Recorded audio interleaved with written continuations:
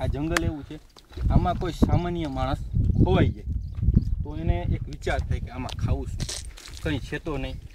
પણ જો તમે જાણકાર હોય તો તમે આ જંગલની અંદર ખોવાઈ ગયા છતાં પણ વર્ષો સુધી જીવતા રહી શકો.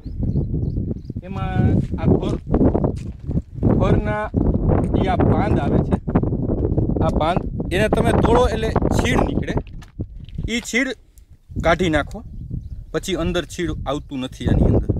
અને આની અંદર વિટામિન સી હોય છે અને ઘણા વિટામિનો આવે છે. તમે એને ખાઈ અને પાણીની જરૂરિયાત પણ પૂરી કરી શકો અને વિટામિન ખોરાક તમારા શરીરને પૂરતી કેલરી મળે એટલે તમે જીવિત પણ રહી શકો. એવી આ જંગલમાં તો ઘણી વનસ્પતિઓ છે કે એનો તમે ઉપયોગ કરી અને જીવતા રહી શકો. એમાંની છે આ મૂસળી. આનું તમે મૂળ ખાઈ શકો. આનું જે આ મૂળ છે એની અંદર પણ વિટામિન હોય છે અને આગ જો તમે જલાવી શકો તો આનું તમે ચા જેવું પ્રવાહી બનાવી અને પી શકો.